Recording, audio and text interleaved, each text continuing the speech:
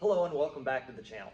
In today's video, we're going to take a deep dive into how to exercise and some things that you can do to maximize your training as you get over 40. Because when you get in your 40s, 50s, and 60s, if you're not taking care of your body in a specific way, then it's not going to perform for you at the highest level, no matter whether you're doing martial arts, sports, or other recreational activities. So in this basic video, I'm going to cover three things that are very important. Number one is how to actually perform exercises so that you don't injure yourself.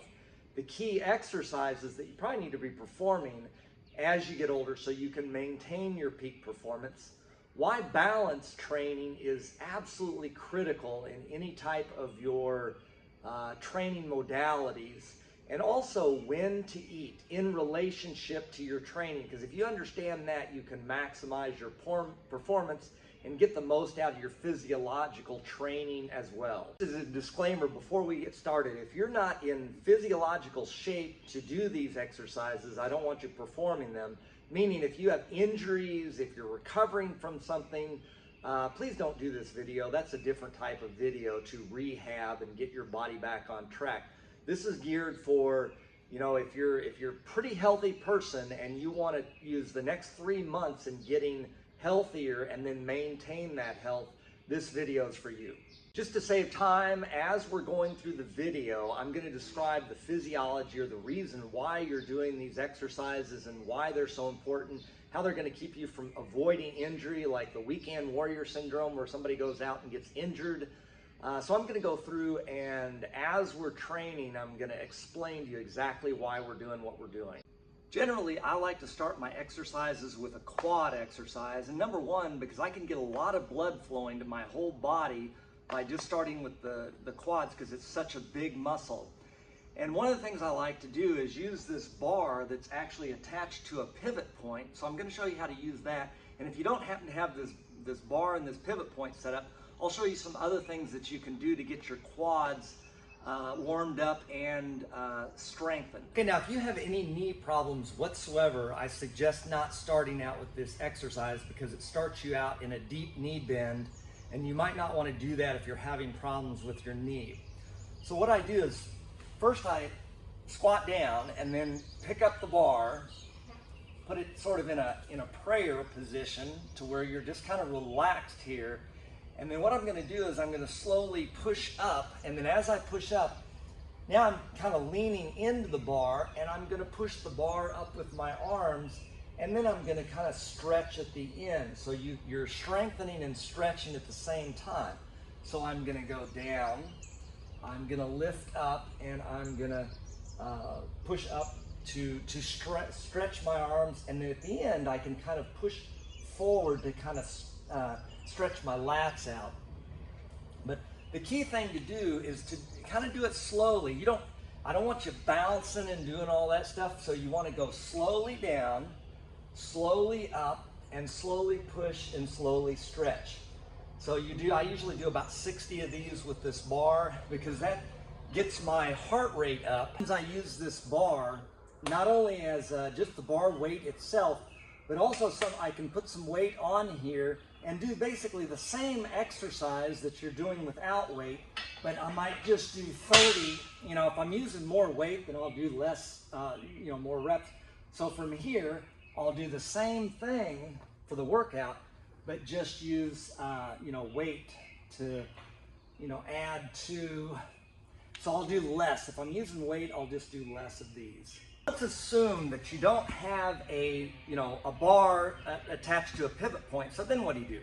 Well, the other thing you can do is you can get a medicine ball, because this works really good, because not only are you working on the strength of your legs, but you can work on your balance because you're balancing on your toes.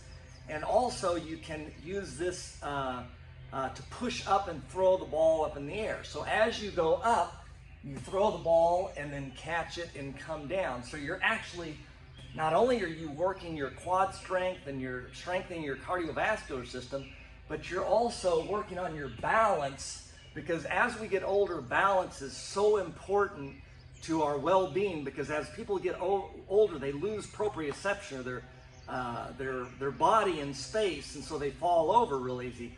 So by working your balance, it really helps a lot with as you age, and it keeps your neurons healthy. Even if you don't have, a medicine ball, you can use any kind of weight, anything that has weight to it, kettlebell or whatever, and just do the same thing. Just as you lift up, just push it to the ceiling and then bring it down, and you can do about 60 of these. About 60 of these is where you need to be, probably 40 to 60 maybe, to get your heart rate up and moving. Once you get your heart rate up, then we can move on to some other exercises. The reason the heart beating is so important, or getting it to maximum beat and maximum contract, is not only for the benefit of the heart, but also the blood vessels. So as my heart beats and squeezes all that blood out to the rest of my body, as it beats, it expands the blood vessels, and when those blood vessels come back and contract, that actually helps the blood vessels stay flexible. So we want to, every day, we want to get our heartbeat up, so that you're putting a lot of stress on your heart, but it's also for your blood vasculature, so that you keep a flexible blood vascular system throughout your entire life.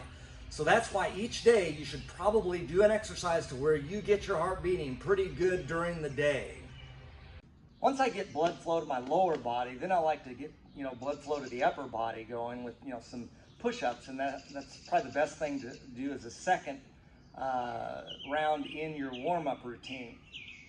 So what I'm going to do is I'm going to show you how to do these to where you're not injuring yourself, because you want to be careful with push-ups so that you don't injure your clavicle, your acromioclavicular joint, your sternoclavicular joint.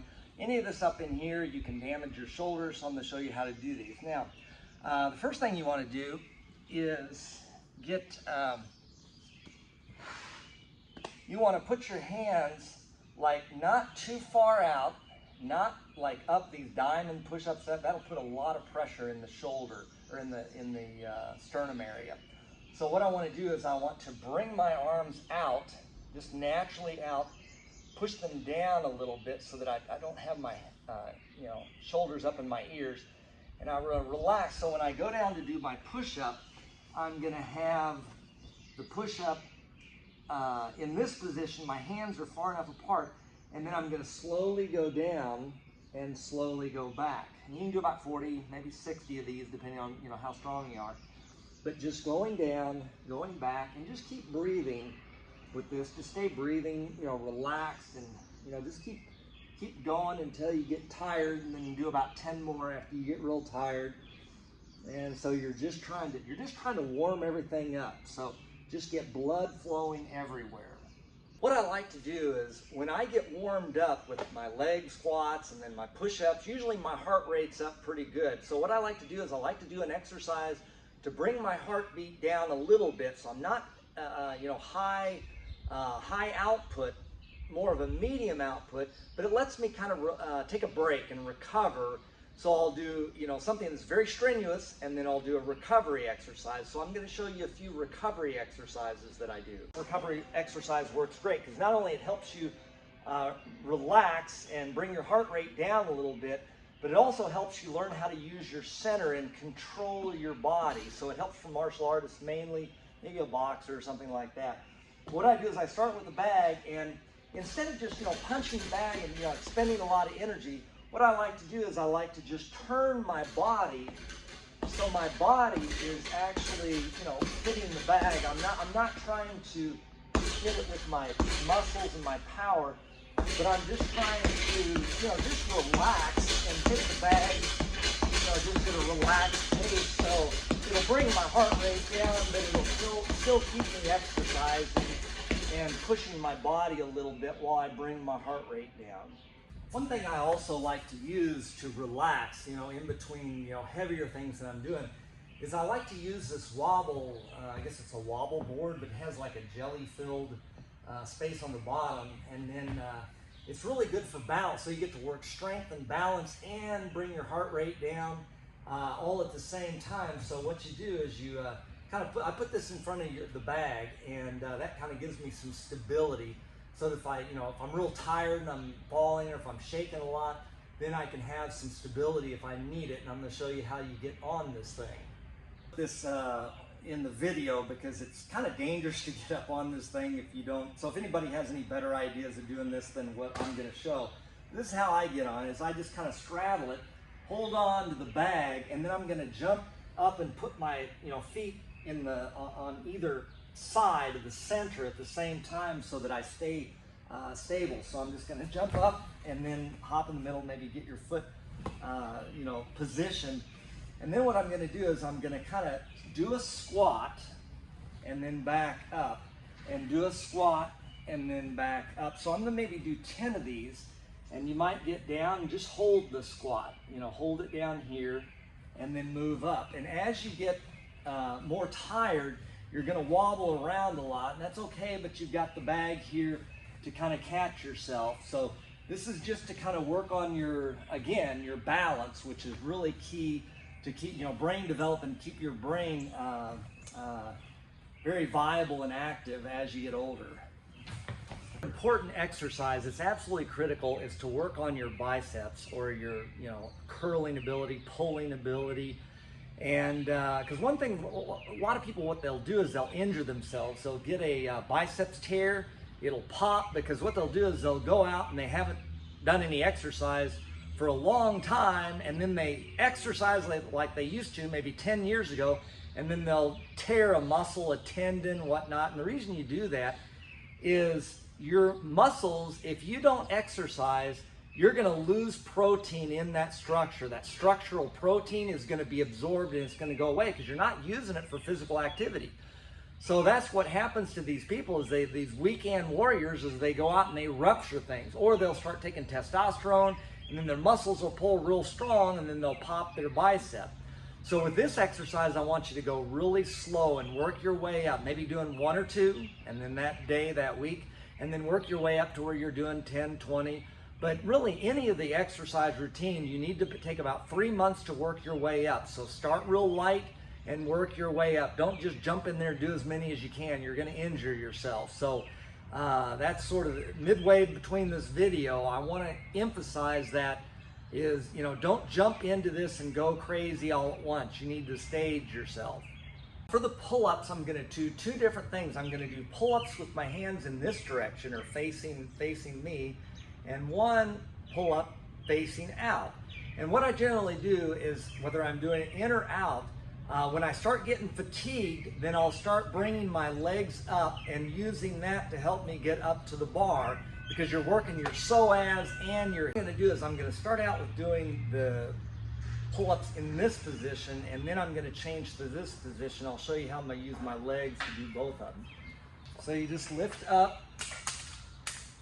Then what I'm going to do is start out by just pulling my body weight up, okay? And then eventually you're going to get tired, so then I'll come up and then pull up the rest of the way when you get tired. And then you'll switch to this direction so that you can work a different part of your forearm. This helps with like hand grip, things like that. So you're pulling up and doing your pull-ups just like that. Another good cool down exercise that I like to do is work on strengthening my back and my glutes. And the table that you can use is a table like this one, that you just kind of hook your leg around the back, and then you can do extensions like this. And so 20, 30 of these, you don't have to go crazy with it. Now, if you don't have a nice bench like this, what you can do is get on the flat on the floor and arch your back up and arch your arms back. So you don't need something like this, but this really gives you a good workout for your low back. Exercise I like to do for my rhomboids, or for my back, is this exercise where I'm going to actually hit the bags. And so I'm not doing this with my arms. What I'm doing is I'm pulling my shoulder blades back, and see how that hits the... So I'm not really moving my arms, I'm just using my scapula, pulling my scapula together, and I'm going to hit the bag. So what I'll do is I'll stand here, and I'll just hit the bag like this, and get a good workout in my rhomboids and pushing back. So you can go high, go low, and just get a good workout, a pretty good workout, pushing out. If you only have 1 bag, You can obviously do one side, or you can do weights, you know, just kind of bend over and pull the weights up as you're doing that.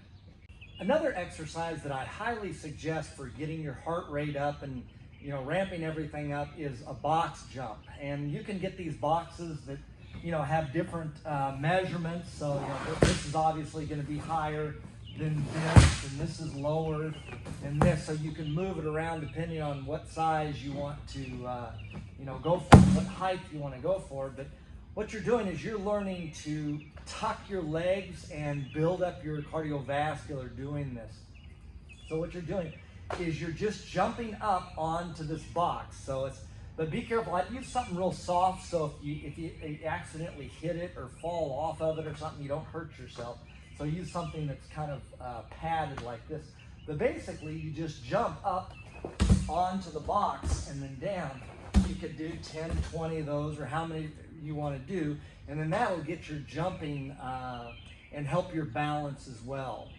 Probably one of the best exercises that you can do for your upper body, your shoulders, your biceps, is a climbing rope. So once you've done your exercises for 3 or 4 months, you'll build up the strength necessary to climb up, you know, using just your hands and climbing up to the top of the rope. Obviously you want to work, it'll work on your grip strength because you have to have a strong grip strength, and it'll work on your shoulders, and, you know, because you have to basically pull your body up with one arm and then the other arm. So this is an excellent exercise sort of at the end of your day of training.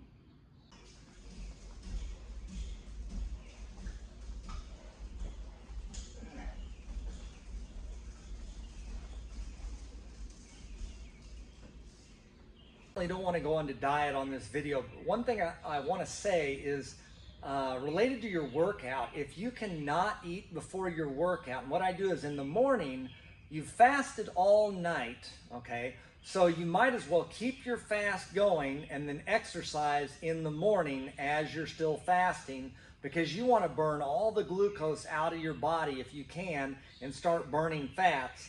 So I highly recommend doing intermittent fasting and not eating till maybe noon, 1 o'clock, and then stop eating about, you know, 5:30, 6:30, something like that, you know, a couple hours before you go to bed. So that will keep your physiology, you know, burning clean, so to speak.